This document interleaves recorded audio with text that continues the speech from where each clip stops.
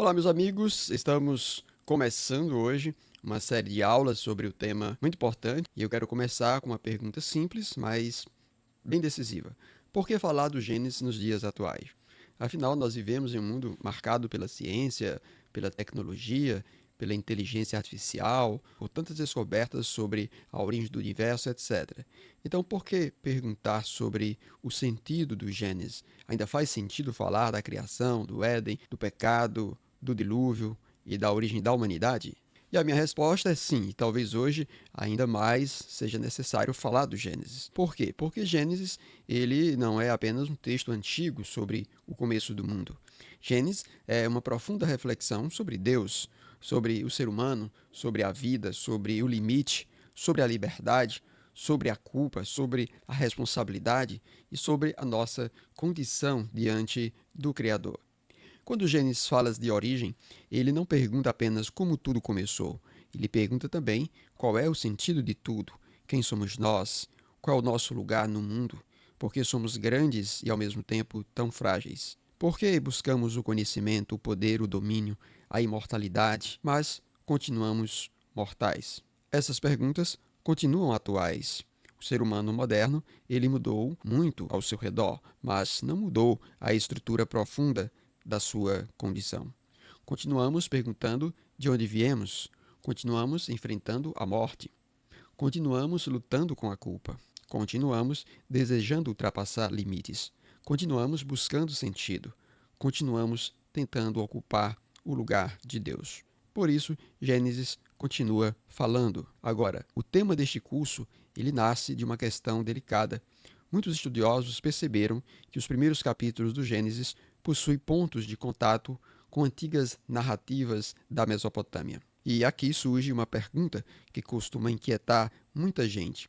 Se existem mitos mesopotâmicos mais antigos que falam da criação, do dilúvio, da árvore ou de uma planta da vida, de uma serpente, da sabedoria, da mortalidade e busca pela imortalidade, então Gênesis seria apenas uma cópia desses mitos? Essa é uma pergunta séria e não devemos fugir dela. Durante muito tempo, muitos cristãos tiveram medo desse tipo de comparação. Parecia que estudar os mitos da Mesopotâmia poderia enfraquecer a fé na Bíblia. Parece que se houvesse algum paralelo entre Gênesis e os textos antigos, então a Bíblia perderia a sua autoridade. Mas essa conclusão, ela é apressada.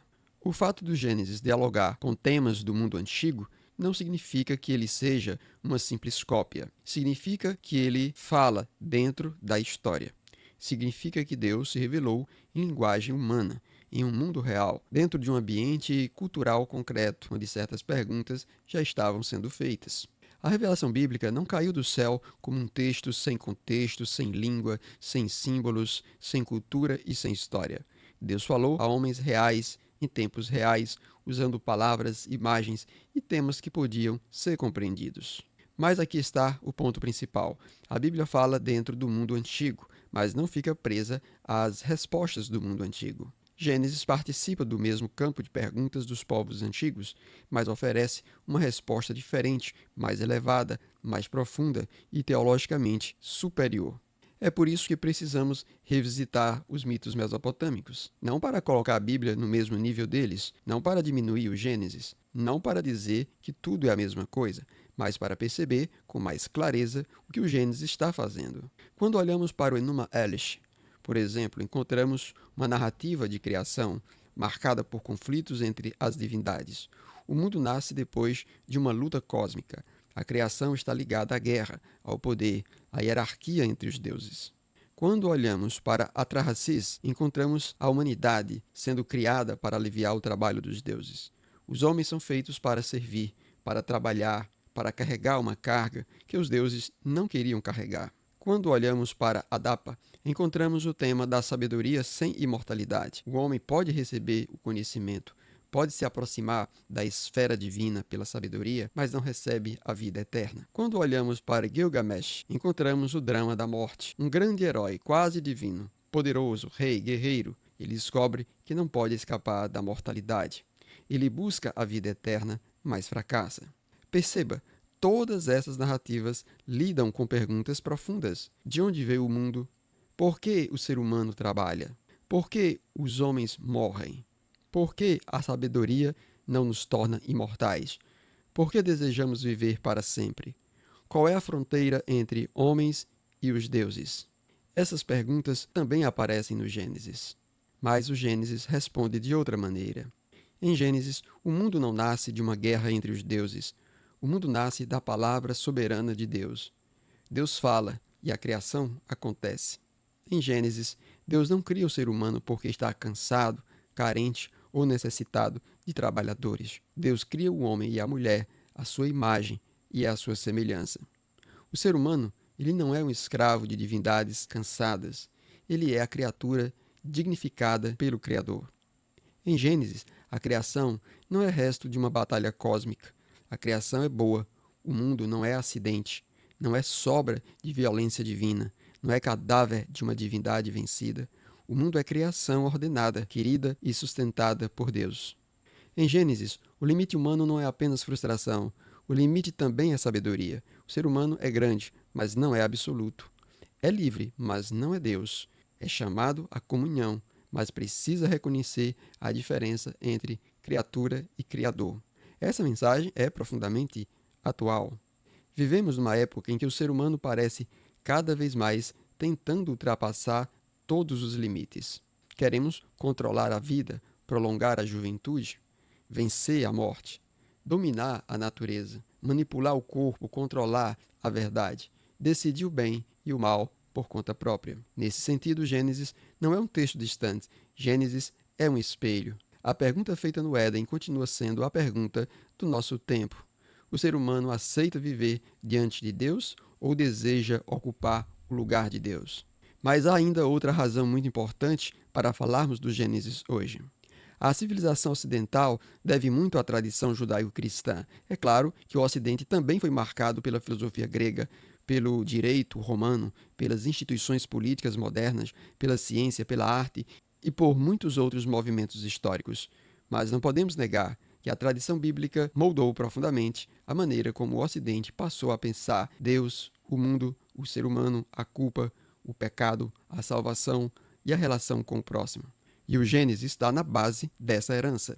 Quando perguntamos quem somos nós, Gênesis responde dizendo que somos criaturas. Não somos deuses. Não somos apenas acidentes sem sentido. Não somos apenas força biológica, instinto ou matéria. Somos pó da terra, mas recebemos o sopro da vida. Somos frágeis, mas chamados por Deus. Somos limitados, mas portadores de uma dignidade que vem do Criador. Quando perguntamos pelo sentido da vida, Gênesis nos mostra que a existência humana não começa no vazio, no absurdo ou no acaso moral. Ela começa diante de Deus. O ser humano é colocado no mundo com vocação, cuidar, cultivar, guardar, viver em relação com Deus, com a terra e com o próximo. Quando nós pensamos na culpa, no pecado e na responsabilidade moral, Gênesis também está na raiz da nossa forma de pensar. A narrativa do Éden mostra que o mal não é apenas um problema externo, social ou político. O mal atravessa a liberdade humana. O ser humano é capaz de ouvir a voz de Deus, mas também é capaz de desconfiar, de desejar o lugar de Deus e romper a comunhão. Quando falamos de salvação, também estamos dentro de um horizonte que começa em Gênesis, porque se há ruptura, também há promessa. Se há pecado, também há graça. Se há expulsão do jardim, também há história aberta. A Bíblia não apresenta o ser humano apenas como culpado e perdido, mas como alguém ainda procurado por Deus. E quando pensamos nossa relação com o próximo, também estamos sob a influência dessa tradição. A pergunta de Caim, sou eu o guardador do meu irmão? Continua sendo uma das grandes perguntas morais da humanidade. Assim, Gênesis nos ensina que a relação com Deus nunca pode ser separada da relação com o outro. A violência contra o irmão também é uma ruptura diante de Deus. Por isso, estudar Gênesis não é estudar apenas um texto religioso antigo, é revisitar uma das fontes mais profundas da nossa maneira de pensar a humanidade. A ideia de que o ser humano possui dignidade, de que a vida tem valor, de que há responsabilidade diante do bem e do mal, de que a culpa precisa ser enfrentada, de que o próximo importa, de que a história tem sentido e de que a existência humana está aberta à esperança. Tudo isso foi profundamente alimentado pela fé bíblica. E Gênesis está no fundamento dessa fé. Talvez muitas pessoas hoje tenham se afastado da linguagem religiosa, mas continuam fazendo perguntas que nasceram, em grande parte, dentro de um horizonte religioso. O que é o ser humano? Por que existe culpa? O que é o mal? Há salvação? O outro tem valor? A vida possui sentido? Existe esperança? Essas perguntas continuam vivas. E é por isso que o livro do Gênesis continua necessário. Porque Gênesis não fala apenas sobre o início do mundo. Ele fala também sobre o início da nossa compreensão do mundo. Ele fala sobre a origem de uma visão de Deus, do ser humano, de culpa, de responsabilidade, de limite e de esperança que marcou profundamente a história da fé judaica, da fé cristã e da própria civilização ocidental.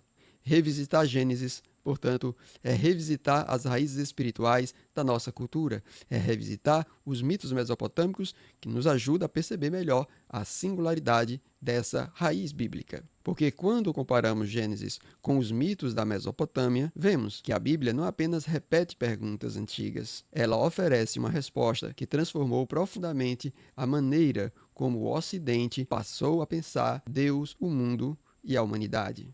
Por essas razões, o tema do meu livro é importante, porque ele mostra que a comparação entre Gênesis e os mitos mesopotâmicos não destrói a fé. Pelo contrário, quando feita com seriedade, ajuda a fé a amadurecer. A fé madura não tem medo da história, não tem medo da arqueologia, não tem medo da comparação, não tem medo de perguntar, porque a verdade bíblica não depende da ignorância. A grandeza de Gênesis não aparece quando escondemos os paralelos antigos, mas quando os compreendemos corretamente. Quando Gênesis é colocado lado a lado dos mitos mesopotâmicos, ele não desaparece, ele brilha. Brilha porque apresenta um Deus único, soberano e bom. Brilha porque apresenta a criação como realidade boa. Brilha porque apresenta o ser humano não como escravo dos deuses, mas como imagem de Deus. Brilha porque transforma temas antigos em uma teologia mais elevada. Brilha porque mostra que o problema humano não é apenas a mortalidade, nem apenas o trabalho, nem apenas a busca por sabedoria. O problema humano é mais profundo. É a ruptura da comunhão com Deus, é a tentativa de ultrapassar o limite da criação, é o desejo de ser como Deus, sem Deus. Então, por que falar de Gênesis hoje? Porque Gênesis fala da origem, mas também fala do presente. Fala do primeiro homem, mas também fala de nós. Fala do jardim, mas também fala da história humana. Fala da árvore, mas também fala do desejo. Fala da serpente, mas também fala do engano. Fala da queda, mas também fala da consciência. Fala do limite, mas também fala de esperança. E por que revisitar os mitos mesopotâmicos? Porque eles nos ajudam a entender o mundo em que o Gênesis nasceu. Eles nos mostram que os povos antigos também estavam preocupados com criação, com a morte, com o trabalho, com a sabedoria, com o dilúvio, com a imortalidade. Mas, ao mesmo tempo, eles nos ajudam a perceber que Gênesis não é apenas mais uma narrativa antiga. Gênesis é uma resposta singular. Gênesis não precisa ser defendido por isolamento, ele pode ser compreendido em comparação. E quando comparamos, vemos a sua força. Portanto, neste curso, nós não vamos tratar os mitos mesopotâmicos como uma ameaça à Bíblia. Vamos tratá-los como cenário de comparação. Vamos estudá-los para compreender melhor o contraste. Vamos entrar nesse mundo antigo para perceber com mais clareza a originalidade da fé bíblica. O objetivo não é substituir a revelação pela mitologia. O objetivo é mostrar que a revelação bíblica fala dentro da história, mas supera as perguntas religiosas do mundo antigo. Por isso, a pergunta Gênesis, mito ou revelação, não deve ser respondida de maneira simplista. Gênesis possui uma linguagem simbólica? Gênesis dialoga com temas míticos do mundo antigo? Mas Gênesis é apenas mito no sentido da fantasia ou da mentira? Gênesis é uma narrativa de origem que fala de Deus, do mundo, do ser humano, com profundidade única. Essa é a chave do nosso curso. Nós vamos estudar os mitos para entender melhor o Gênesis. Nós vamos olhar para a Mesopotâmia para perceber melhor a Bíblia. Vamos comparar, não para diminuir a fé, mas para aprofundá-la. E, ao final, espero que você veja que Gênesis continua atual porque fala daquilo que nunca deixou de ser humano. nossos desejos de saber, nosso medo da morte, nossa busca de sentido, nossa grandeza, nossa culpa, nossa liberdade, nossos limites diante de Deus. E a grande pergunta não é apenas se Gênesis é mito ou revelação. A grande pergunta é que tipo de ser humano Gênesis revela que nós somos. E talvez a resposta seja esta: somos pó e sopro, somos frágeis e chamados, somos livres e responsáveis, somos mortais, mas desejados por Deus. Nós somos criatura, mas criatura diante do Criador. E é por isso que falar de Gênesis hoje continua sendo urgente. E na próxima aula nós vamos começar a entender melhor o que significa mito no mundo antigo e por que essa palavra precisa ser tratada com mais cuidado. Até a próxima aula.